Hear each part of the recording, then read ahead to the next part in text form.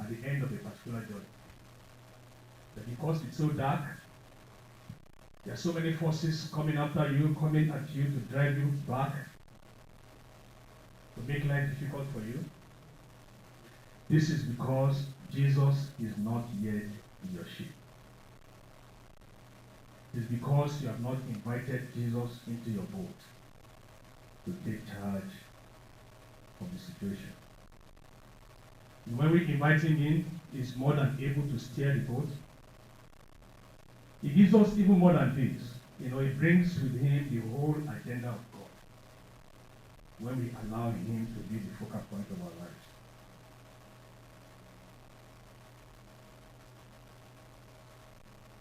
We are all, like I said, we are all involved in the journey today. We are all sailing towards an unseen port.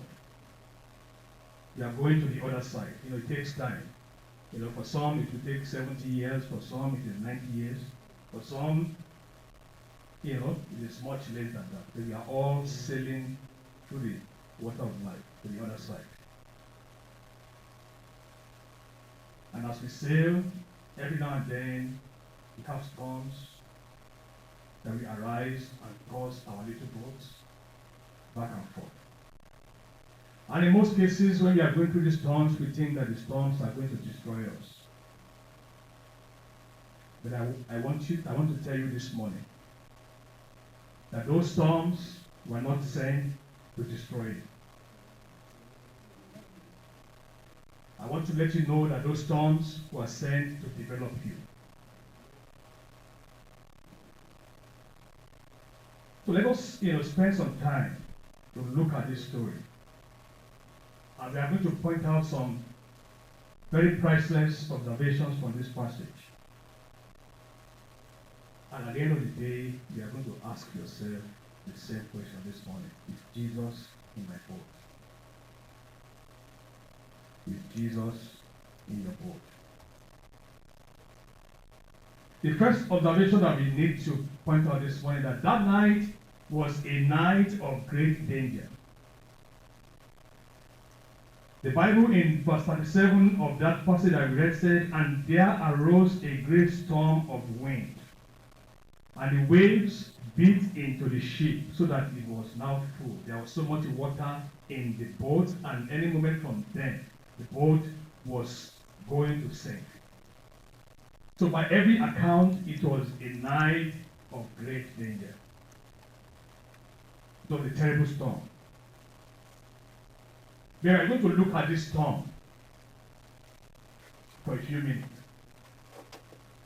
The first thing I want us to look about the storm is the suddenness of the storm. The Bible said, there arose suddenly a great storm of wind.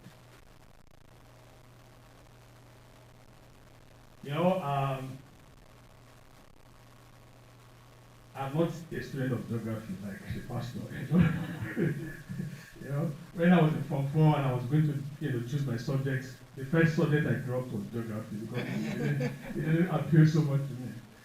But when I was preparing for this message, I had to do, a little study about the Sea of Galilee.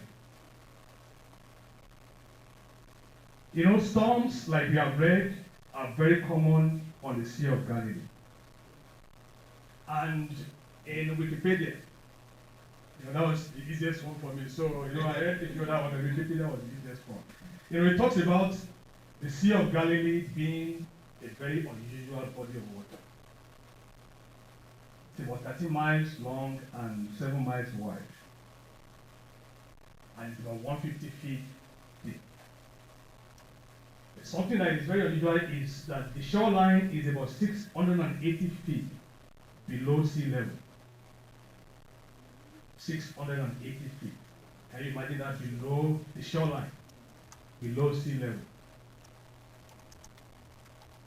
And because it is below sea level, that means it is surrounded by mountains. You are getting the picture now. So, because of this, it is very susceptible to sudden storms. because the wind, blowing from one end to the other. So the storms can come anytime. And sometimes it is recorded that the storm can be up to 20 feet high, just like a tsunami. But because it is surrounded by mountains, you don't see the effect going everywhere. At times, it could be up to 20 feet high. The waves. The sea can be calm in one moment and turn violent the other moment. But something that was unusual about this particular storm was because it came at night. In the Sea of Galilee, such storms usually do not happen at night.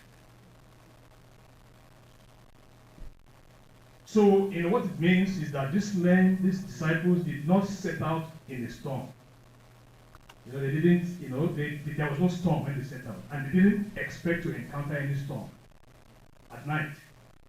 So it was supposed to be a perfect day, a perfect night. But the storm came anyway. And I say to you this morning, that is the same way life is. Sometimes things can be very fine in one moment, and the next moment, the whole bottom falls out. I'm sure we've all passed through one thing or the other. One minute you can be enjoying fair weather, and the next minute you find yourself in the middle of a terrible and horrible storm. One phone call, one 24-hour period, or even a visit to the doctor. There you are, in the storm of your life.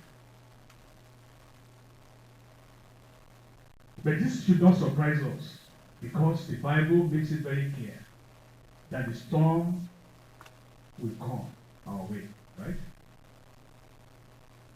The mistake that so many of us make is that when we become Christians, then we don't have problems, there are no storms. Those guys were disciples of Christ, right?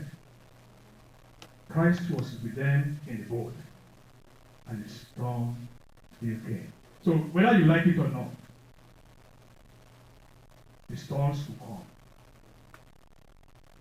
Let us look at it. Let somebody open to the book of Job, chapter 14, verse 1, and somebody to the book of Ecclesiastes, chapter 2, verse 23.